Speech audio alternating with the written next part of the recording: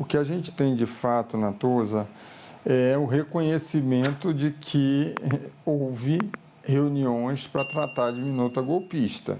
Mesmo que não se fale o nome, é uma minuta golpista, mas a grande questão é, tem pelo de gato, tem orelha de gato, tem rabo de gato, tem focinho de gato, e aí não é minuta golpista, é gato. Essa é a grande questão que a gente está vendo. Não dá para desmentir o fato, a existência da reunião do dia 7, a existência da reunião convocada pelo Paulo Sérgio. Isso não dá, porque isso é fato. Então, é facilmente comprovado. O que a gente tem agora são nuances, cada um dizendo, não, eram só considerandos, não se tratou. Ele fala, não, tratamos de GLO nessa reunião do dia 7. Por quê? Porque você tinha um aspecto que estava levando a uma preocupação de reação, principalmente nas frentes dos quartéis, né? E o que era reação tudo ensaiada, era um grupo que estava sendo financiado, que o próprio Braga Neto, que agora está depondo, foi dar dinheiro em caixa de vinho para o senhor Cid, que era o então ajudante de ordens do então presidente Jair Bolsonaro.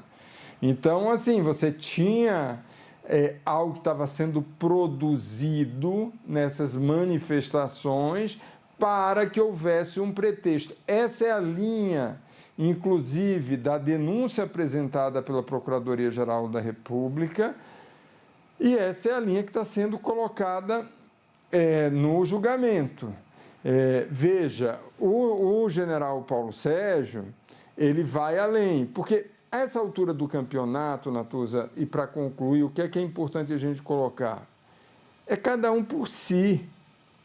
Então, Paulo Sérgio, está muito complicada a situação dele, o general Paulo Sérgio, que foi ministro da Defesa. Então, se ele simplesmente adere à defesa do Bolsonaro, ele se complica. Eu acho que o Camarote resumiu bem. O que Bolsonaro fez, na minha opinião, foi uma confissão. Ele admitiu a minuta golpista. Ele só não gostou que se chamasse minuta, porque ele disse que minuta parece um nome do mal, como ele disse. Mas ele admitiu o conteúdo, admitiu que a apresentou aos comandantes das Forças Armadas, admitiu que nada foi em frente porque não havia força desde o começo, claro, não havia a adesão, né, das três forças, mas ele admitiu toda uma conspiração levada aos comandantes militares e admitiu que não foi em frente porque os comandantes militares não queriam ir junto. No fundo, foi isso que ele admitiu, chama-se confissão. Ele tenta ocultar o planejamento de um golpe de Estado, alegando que as medidas seriam constitucionais. Isso é a Constituição que existe apenas na cabeça de Bolsonaro. E ele, ao longo do mandato dele, fez várias referências a essa Constituição fantasmagórica, que não existe em nenhum outro lugar, fora na cabeça dele, que permitiria a intervenção das Forças Armadas, né? Então, quando ele fala que tudo seriam medidas constitucionais, ele está falando de uma Constituição que não é a do Brasil, que é a Constituição que ele inventou. Fora isso, ele pediu desculpas para os ministros do Supremo. É um negócio meio lamentável. Ele pediu desculpa para os ministros do Supremo, disse que ele não tinha prova nenhuma de que havia alguma irregularidade com as urnas eletrônicas, mas que essa era a retórica dele desde quando ele era deputado, mas que de fato ele não tinha nenhuma prova sobre isso.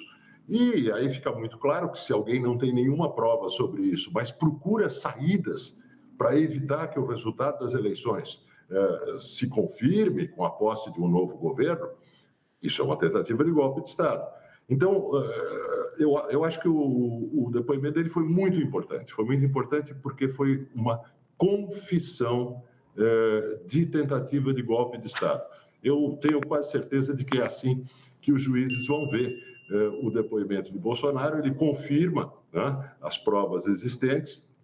E agora a pergunta que me vem é quando, não é se, é quando ele vai pedir asilo em alguma embaixada, a dos Estados Unidos, a da Argentina, da Hungria, não sei.